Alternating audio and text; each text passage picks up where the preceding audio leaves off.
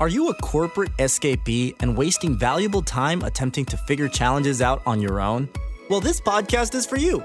We bring you firsthand experiences of guests going through many of the struggles you face each and every day. We get real with no corporate BS. And now, over to your host, Paul Higgins. Hello and welcome to Corporate Escapees, the podcast that takes you behind the scenes of people who are successfully running their own businesses, hearing their war stories and motivations for making the jump from their corporate gig. I'm your host, Paul Higgins, and today we've got a very special guest. She worked in retail and corporate and then the government, so she's got lots of experience. She was actually a productivity expert for over 5 years. Then she decided to focus her energy on helping coaches and consultants with personal branding. Actually, she's helped over 50,000 people.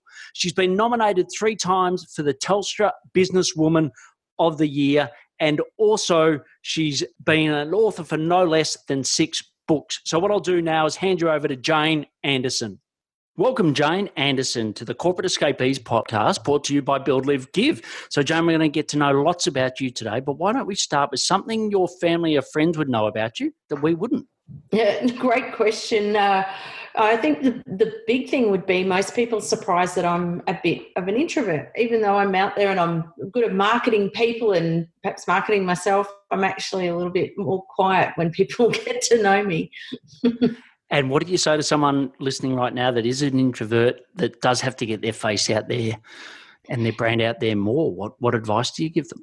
Yeah, it's one of those things that it's funny when you have to go out and market yourself, you think that it's all saying I'm so good and look at me, but the people who are a little bit more introverted, I actually find they sometimes are a little bit more focused on what they can do to help and serve people. Mm-hmm. So they're actually even much easier to market. So it's ironic, isn't it? So I say you'll probably be easier to market. You'll tap into an expertise or an essence of you that is there. Just don't be afraid, because it's actually probably easier than you might think. Great. That's brilliant advice. And what about your corporate escapee story? Let's just take us through that. Yeah. So if you go back to my corporate life, so I've been working with personally branded businesses since I was 14 years old. And so I started off working with the Mathers family. And for some of your listeners, they might remember getting school shoes from, getting Clark's school shoes fitted and things like that. So I really started working with them and so Sir Robert Mathers was my very first mentor many years ago. And then as it evolved, I've worked through corporate and, worked with really large organisations and other personal brands. But I always loved marketing people. And so I started to coach people as I started to leave corporate. I wanted to leave corporate, so I started coaching people one-on-one. I used to do Monday nights and Thursday nights and Saturday mornings. And just so I had a built up to enough clients that I could make that transition safely. But it was something I really wanted to do actually post my divorce. So it was something that was like a real mission that I had that I wanted to achieve for myself. So I did that. And so today I do personal branding, but I specialise in working with people who are consultants and experts in their field. And they're often operating under their personal name and helping them build and scale that business from there. And it's a bit daunting sometimes leaving corporate doing that, but we're in this age of it's really much easier to do that now that we've got social media and things like that. So true. And I think you spent a little bit of time in the government. Was that right? Yeah, I worked with Queensland Transport, and I was based in Toowoomba at the time and Brisbane in the city, and I covered the area from Thargomindah and Charleville and all those really western places right up to Hervey Bay and Maryborough. So I was a HR advisor in there and spent most of my time actually helping people to understand competency frameworks and to be able to progress their careers within an organisation. So I started a lot of my personal branding work. Whilst I'd worked for personally branded businesses, I went into government and helped people progress their careers within an organisation and understanding, how to work the system, but also apply for jobs, sell yourself in interviews, and spent also time on teaching panels how to recruit people. So so I got to sort of see it from both sides. And when people are buying from people, it doesn't matter whether you're in a business or you're within an organisation, we're all selling ourselves whether we like it or not. Yeah. So I was very fortunate to have that experience. I had a great time in Queensland government. Went through a lot of change, but it really helped me now in helping people to understand how to navigate government payment systems, how to sell, getting onto panels. Like if consultants are trying to get in and deliver programs in government, how panels, how you get onto them, how you're chosen, reducing commoditisation, all that sort of stuff. It's always plenty of fun, that's for sure. Great. And because there's a lot of coaches listening right now. So what are the top three things you could say for a coach to try to get on a panel with the government? A few things that I would say is one is that you don't necessarily have to always be big to be able to be successful. The second thing, so in other words, you can operate under your name. You don't necessarily have to have, your business Inc. The other thing I would say is panels aren't always the only process.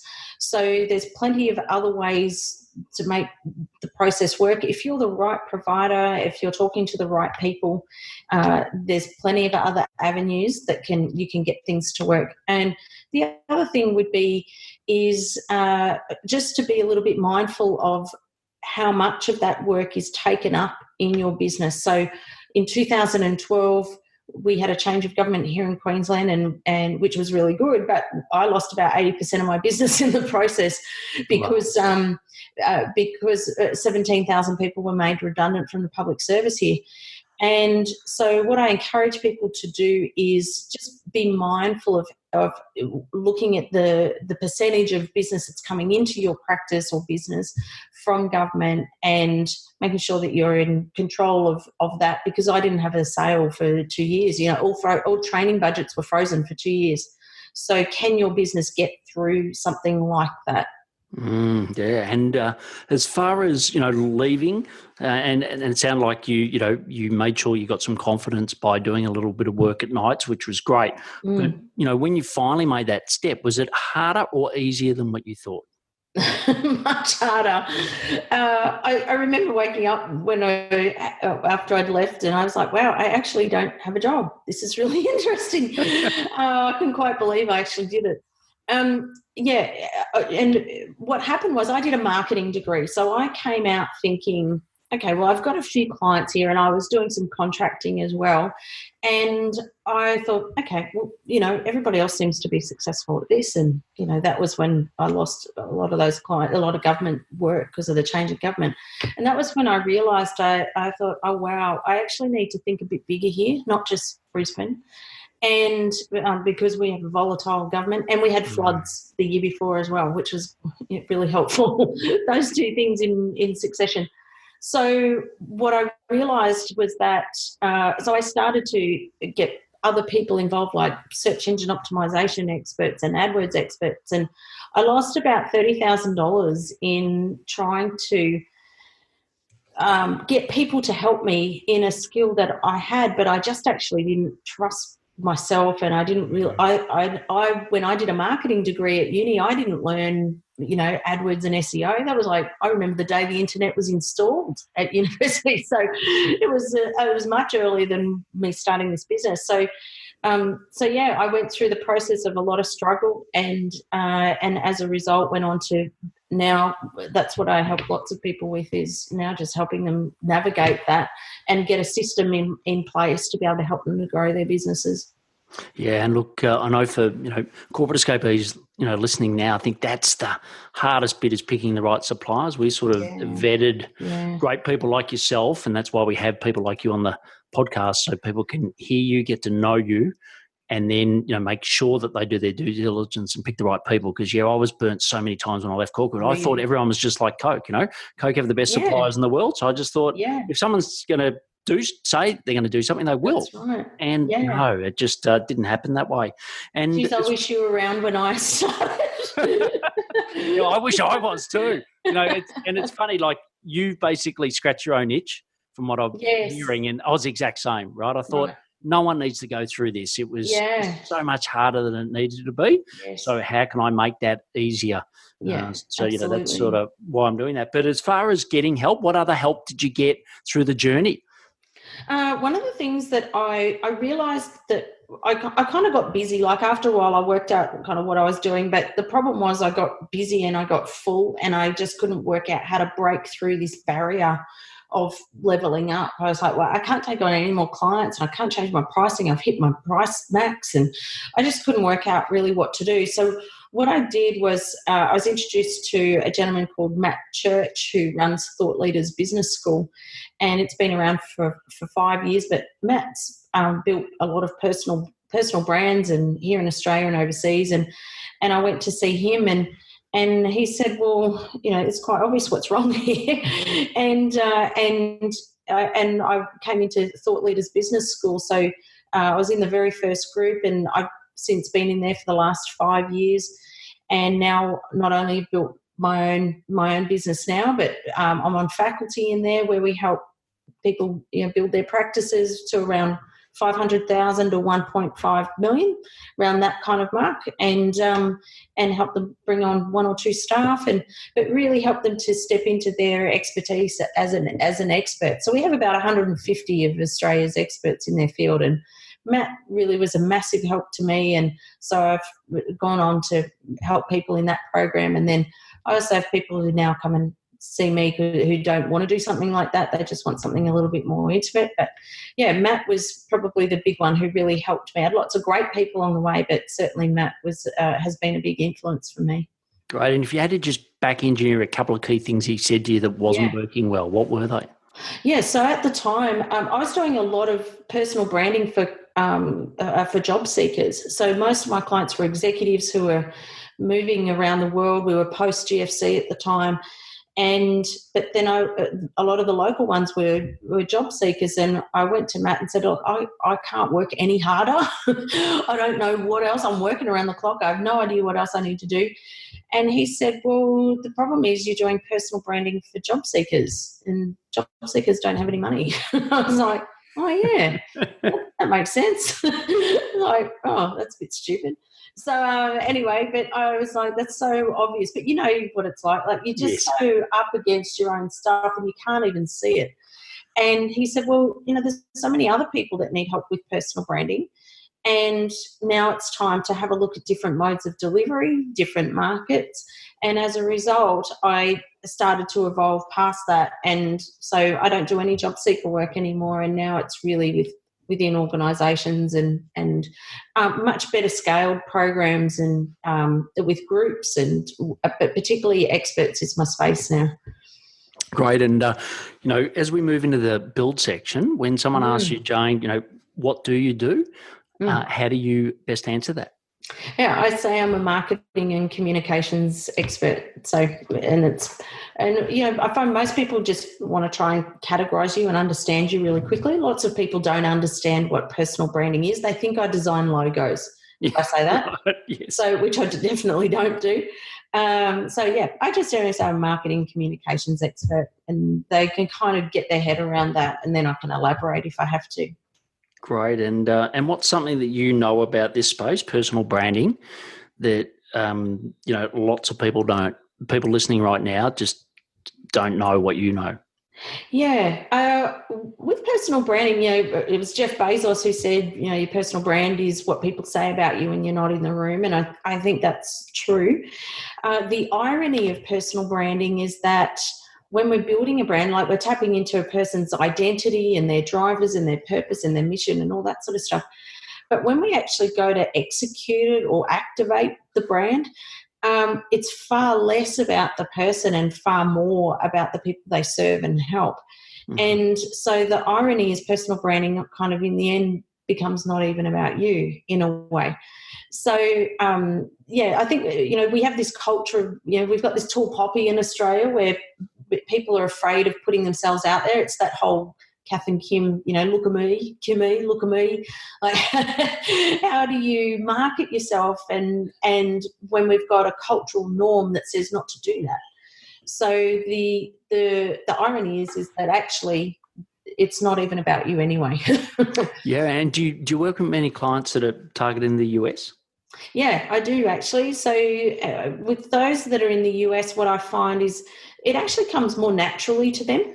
Mm-hmm. And where Australia is a little bit behind the US. So I do a lot of work with speakers and consultants in the US or Australians working with the US market.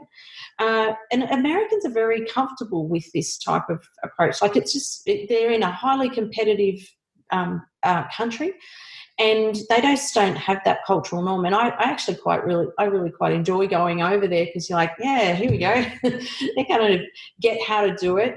But Australia, you've got to be really balanced. So being able to adapt, and I've got a couple of clients in the Middle East, and which is different again. So the personal branding is very much tied to cultural norms around identity and how you're seen as a leader, regardless of, even if you go, I'm a business owner, you're still a leader.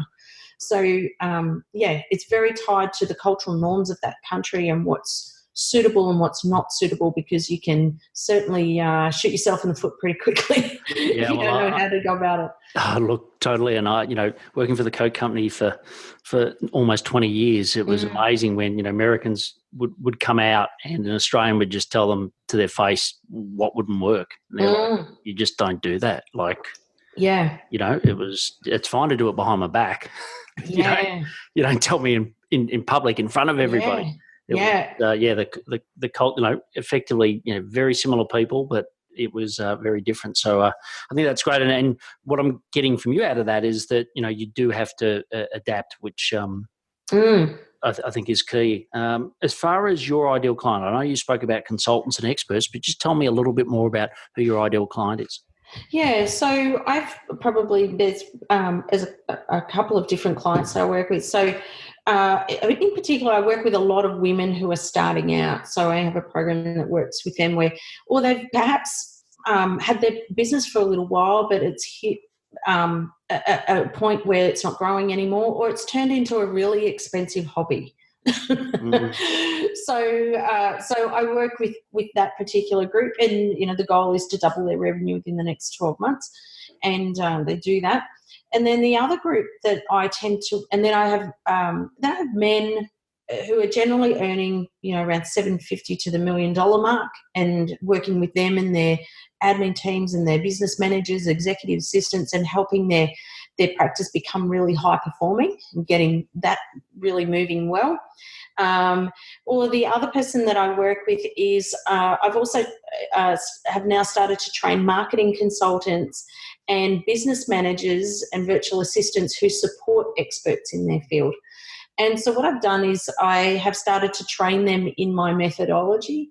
And so because I've found I've gotten so busy, I just can't get to everybody, which is a good problem to have. Yes. So I'm really grateful now to be at a point where I'm able to help build the capability of virtual assistants and marketing consultants and business managers of experts to now empower them to either work with those clients I can't get to, or the business managers working within those practices, and now shifting them from being a cost center to a revenue generator. And they're really empowered to identify their gaps. They report every quarter to their expert, and they know exactly what's going on. They've got systems, they've got a process, they know it works. And they have now got a certification that allows them to feel really proud of something that may have been seen as a bit of a work from home type, not as big as the corporate type job. And now they have something that really empowers them to make good decisions, and they're just as qualified as anybody who's doing other marketing or social media type work, but very specific to that industry. Yeah, I think that's brilliant. And, having run a VA company for 5 years, I just see that as an enormous market opportunity. So many people spending time on social media or things that don't really move the needle in the short term versus actually sales. So completely concur. And as far as you said, high performing teams, what are a couple of key things that you would recommend? Someone's listening here at the moment that's got a team and they want to lift their performance. What would you recommend? I reckon there's probably, a few things. So I was a productivity consultant for 5 years, actually, when I sort of started to leave my job and was juggling all this contracting and things. And I was fortunate to do some great work with a company called PEP Worldwide, and the book Kerry Gleason wrote called The Personal Efficiency Program is a great book, along with, Covey's time management, the 7 habits and all that sort of stuff. I reckon the big thing for if you've got an expert in being able to bring on a business manager or a virtual assistant or someone who can help them is, first of all, is building trust. And that is, starting to test some things, it's working really closely together, even just things like processing the inbox together each day, just for a week. Like just to be able to say, okay, can I see the patterns in the decision making here? Can I start to make some decisions on behalf of this person? I think that what I find is for leaders or experts is that they often, and coaches and the like, often find it a bit hard to let go because I don't know that this person can make the decisions like I do. So the problem is they bring on someone like that when they're going full speed and really busy, and it's hard to get it to slow down a little bit just to have that time to make those decisions. The second thing I would say is prioritise the time with your business manager or that virtual assistant each day. So that meeting in that calendar with them every day does not get deleted, does not get taken out. It's like the oxygen mask. I say your number one client is you. Yes. So you've got to get that meeting. That's the most leveraged meeting of the day. So prioritise that person, value them, because they're I find sometimes when I'm working with the business managers is that they can feel a bit disempowered or a bit frustrated because they feel like they don't come as important as some of the clients sometimes. And then the third thing I would say is plan, like work off some quarterly cycles, know what your focus is that quarter, involve them in that planning, set the KPIs, and that'll just really help them to be able to take the lead when you can't, when you're stuck in coaching and workshops and all that sort of stuff is that'll just really help them start to step up and take the lead when you can't. Yeah, look, that's some great advice, and we'll certainly put all those key comments in the show notes as well. But I know for me, or a lot of people that I work with that leave corporate, they sort of leave corporate and think that I've got to let everything go. Yeah. I think you've just summarised some key elements. Certainly the Coke company is probably one of the best companies in the world. Right. And those disciplines, are very similar to what you've mentioned. But I sort of, even myself, I let them go because I thought now I'm free. Yeah. And it took me too long to realise, no, free's not going to pay the bills, and you still need to do certain activities that are really important. So right. That's a great reminder, some brilliant tips there. As far as, what's your number one source of leads for your business? For me, it's generally speaking. So I speak at a lot of conferences and my own events and things like that. And and that sort of is tied to my book. So I write a book generally each year. And that sort of helps to be able to get onto stages. That means that people want to hear what you have to say. They take you seriously because you've written about it. You've got the credibility.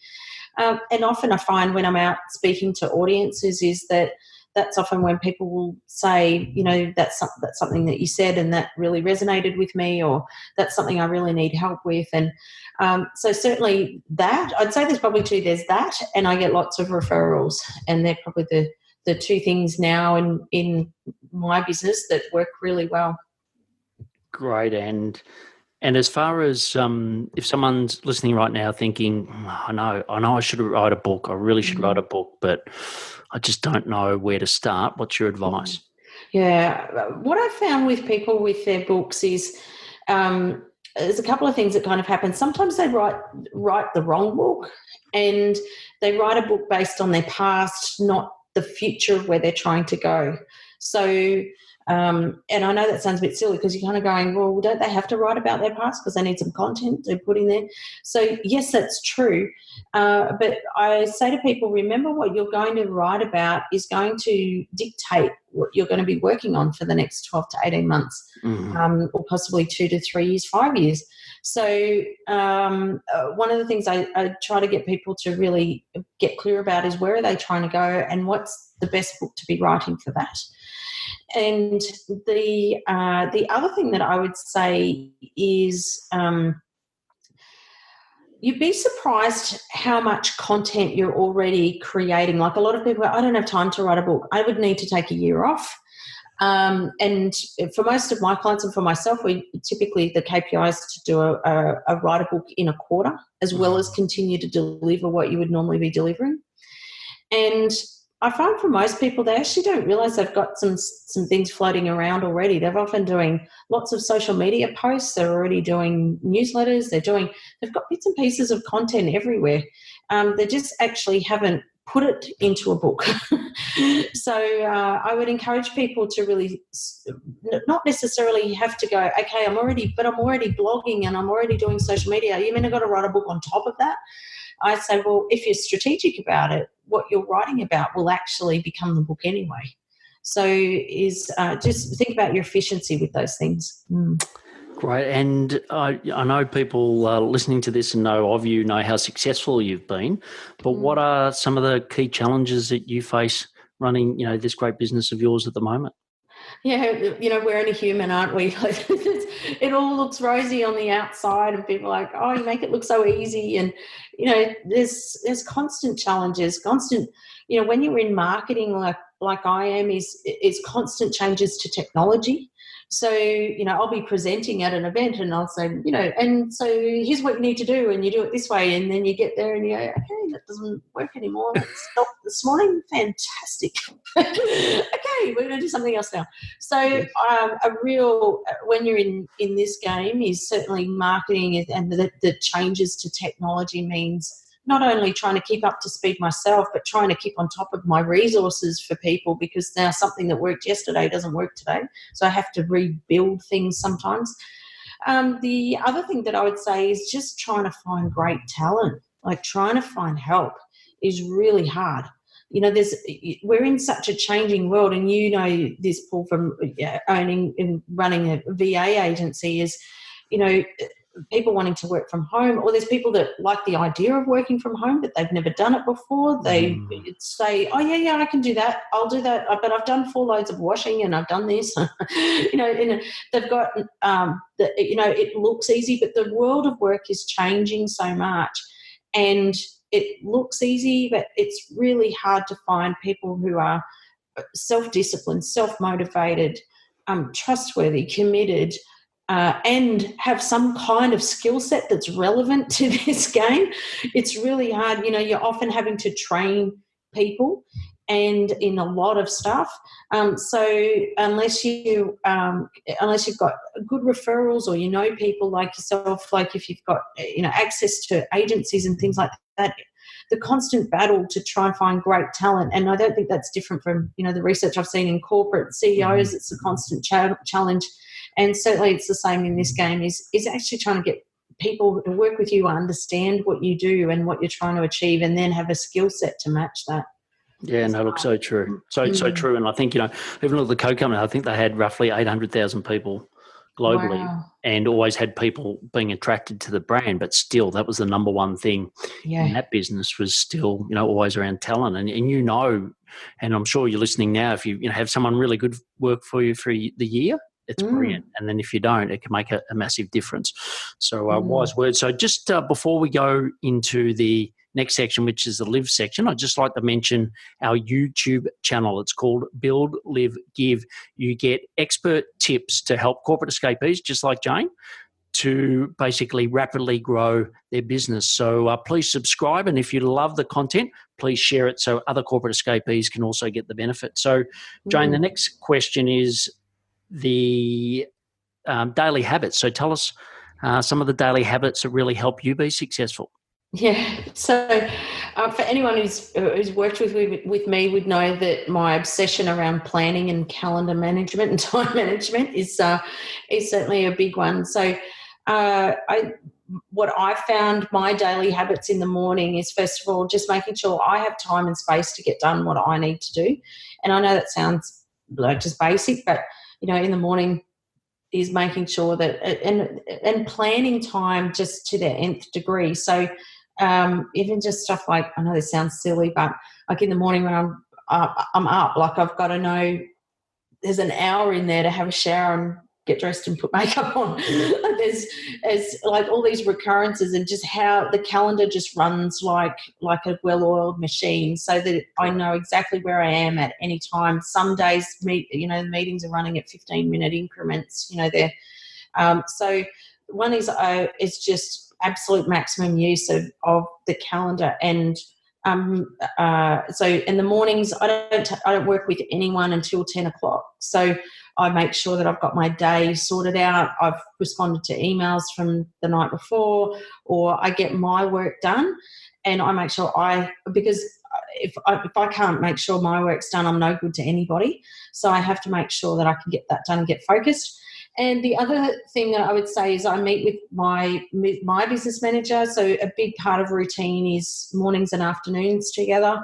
What do you need for the day? Some coaching for them, and then in the afternoon, and that's never missed.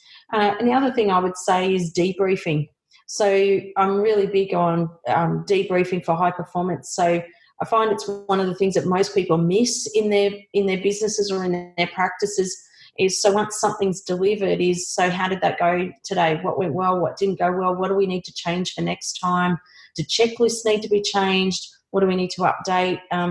And the team being involved in that process, so that we're continually improving all the time. Excellent. And Mark, your partner, when he Yes. listens to this, he's listening right now. What would you like to say to him about the support he's given you through this journey? Oh, I would just say, you're an angel. Thank you so much for your patience. And about the big one has really been his humour. We've been through some tough days, and something I'm always so grateful for him is, no matter how hard it is, he's got the patience of an absolute saint. And, and the thing that holds it all together is we have a good laugh, and humour gets you anywhere. And I'm very grateful for his humour. It gets me through a lot of tough days. Excellent. And the next section, or the next question, is around give. So what's a cause or a community that you're passionate about, and why? Yeah, I like to have that sense of community in some way, to be able to contribute. And I run a program called Women with Influence, and one of the things that we do lots of little challenges and hackathons and different things, and we use them as fundraisers. And typically the fundraiser that we use is White Ribbon, particularly around women's domestic violence, and particularly because I've seen and been through interesting experiences myself, where you sometimes are held back from being able to achieve your potential from just purely the circumstances of something like that happening to you. So yeah, very committed to finding ways to be able to contribute to the community, and that's probably the most common one that we do. But we often are involved in lots of charities and do small things for different charities along the way, but that's probably the main one, being White Ribbon. Well, the next and the last section is the action section. So I'll just ask you some questions and get some rapid responses. So the first one is, what are your top 3 productivity tips? Yeah. So the first one would be to plan, always planning. Use your calendar. Don't feel silly that you've got things in small increments. Just, really use it. The other one is continuous improvement. So debrief everything. Try to find ways to continuously improve, and don't think, I'll do that later. Like, stop in and work out when are you going to do it and fix that. And the other thing would be quarterly planning. So you've got your 12-month plan, but breaking down into your quarterly plans and your monthly plans, and then right down to your weeks and days. So take control of that calendar, because otherwise it'll take control of you, as Jim Rohn said. And some favourite apps or software that you use to run your business? Yeah, one is actually one I created and built myself. So one is, it's called Memo Mailer.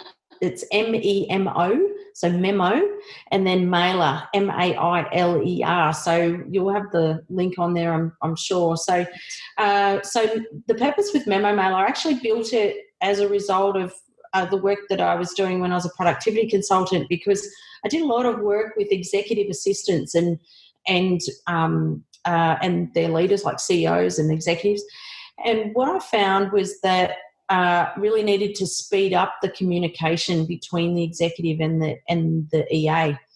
And after surveying and testing it with a lot of EAs, came up with this app. So the way the app works is that it has you can download it on iTunes and on Google Play as well. There's a version that just has one button on it, which is free, and then if you want the 2 buttons, then it's like I think it might be $3 or something. So, but the purpose of these buttons, there's 1 or 2 buttons, but the purpose of it is, one is to capture really good ideas and to delegate tasks. So what happens is, you know what it's like, Paul, like you get really good ideas at really bad times. Yes. And it was Elizabeth Gilbert who wrote Eat, Pray, Love and Big Magic, who said ideas are like monkeys. You know, you've got to grab them by the tail and like work out, I've got to put you down somewhere because otherwise you're going to jump away on me. And so Memo Mailer, the purpose of it is when you think of a really good idea or something that needs to be delegated, you open up your phone and you open the app and you just simply press the button, and you are able to preset your email address in there. And so what happens is you open it up and you press the button. You might say, oh, I must make sure you follow up Paul today to say, you know, thanks so much for having me on the podcast. And then I just let that message go. That then goes to my inbox, and it's a voice recorded message. So it's not transcribed. And the reason for that is, after doing the survey and the research with the EAs, is they said that they wanted to hear how you said it, because that tone was really quite important to them. So I use that. So I'll be, you know, I might walk out of a meeting and I'm walking out of the meeting to my car, and I'll open Memo Mailer and I will transcribe. I'll send the message to Ria, who's my business manager. I'll say, hi, Ria, could you please draft this? And it'll be, hi, Bruce, you know, it's great to catch up with you today. Thanks so much for your time. Here's the links based on what we talked about today. And I'll say, Ria, can you get the link to this part on the website? And can you get this? And can you please also attach this document? So she'll just do it all up, and then she'll draft it all. And by the time I get back to the office, it's sitting in my drafts, and all I have to do is hit send. Brilliant. Great. So it's to speed up that communication. Great. And podcasts or books that you recommend? Yeah, so other than your own, of course. Other than my own, yeah, that's okay, and yours. So podcasts. I'm a massive fan of Seth Godin's podcast, so I'd certainly say that's one that I really enjoy. The other one I do enjoy, and it probably sounds a bit funny, but there's a podcast called The Self-Made Man, and it's a men's podcast. I know it sounds a bit funny, but it's a really, really great podcast, and they interview some really interesting people. So it's called The Self-Made Man. I find that the people that are interviewed on that podcast are just really quite fascinating. They're all usually men. I don't think I've heard a woman interviewed on there. I find it's very future oriented. It's talking about what's coming, what's next, and it's based in the US. I'm trying to remember the person who interviews people is Mike. I can't remember his surname, but it's The Self-Made Man. It's brilliant. Well, we'll definitely put that and everything else that you've mentioned in the show notes. I've completely filled my guest sheet here with so much information you've given me. So I know that people would love to find out more about you. So I know that you've got a fantastic diagnostic that you're going to give people. Where should they go to get that? Is it your homepage the best place?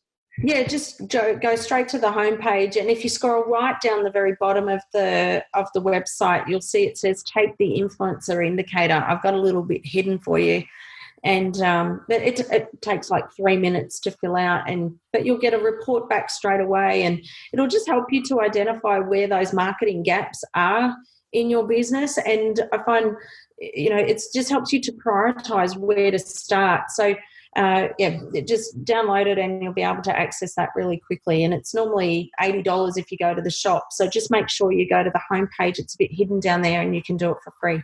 Oh, brilliant. Well, look, we'll definitely put the links to that and everything else you've mentioned in the show notes. So, look, it's so wonderful having you on. You've just given us such a great range of information. I think, your background in retail, then your personal, your productivity work that you did, and now into personal branding. I think, it's a rare skill to have all of that in one person. So really appreciate you coming on, sharing that with us. And we look forward to having you in our community moving forward. My pleasure. Thank you so much for having me. Great. Thanks, Jane. Well, what a brilliant episode that was with Jane. And it's really hard to get just three things, but my three key takeouts was, one is productivity tip. Really work with your virtual assistant and work every day and make sure that time is blocked in. That was gold. The second is, why you should have your book, which is future-proof. And she gives some great advice on that. And then the third thing is, how do you capture information and make immediate action? So I'd love to hear what you got out of this episode. So email me at paul@buildlivegive.com. Also, if you think other people would get a benefit from this, please share it with them so we can all help corporate escapees find both lifestyle and financial freedom. Thank you for listening to the Corporate Escapees podcast, brought to you by Build, Live, Give. If you would like to join a community of like-minded peers, please visit www.buildlivegive.com. Until next time, thanks for listening and be brave.